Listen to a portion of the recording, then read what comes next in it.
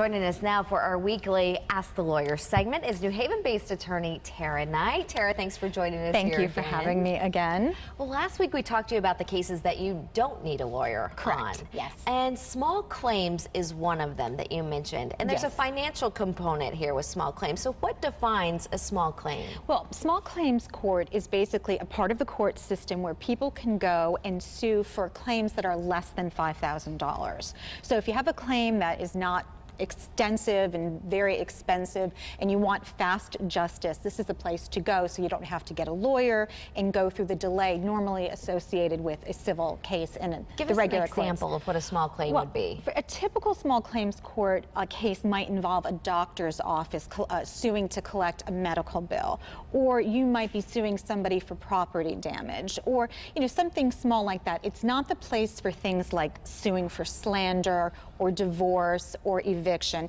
It's the place for suing your landlord for return of your security deposit, or a landlord suing a tenant for back rent. Those are the kinds of cases that belong in a small claims court. So let's say if you're out $4,000 and you're owed rent from your tenant or something, it seems scary to get that money back that you'd want a lawyer, but you're saying you're fine without it. Correct. How do you fight a small claim? In other words, if you're the defendant? Right, if you're the person looking to get your $4,000 back. You don't if you're the person who's looking to get the $4,000 from your tenant, say, and you don't want to hire a lawyer because, again, a lot of lawyers, it's just not worth it for them. Their time. Right, and they would take such a chunk of money from what you recover, it's not worth it for you either. So you would basically go to the court, fill out some forms, basically in plain language, explaining what your claim is, and file the forms with the clerk of the court. And the court systems are set up so that the clerks are so friendly, user-friendly. They're there to help people, pursue their claims because they know it's meant for people who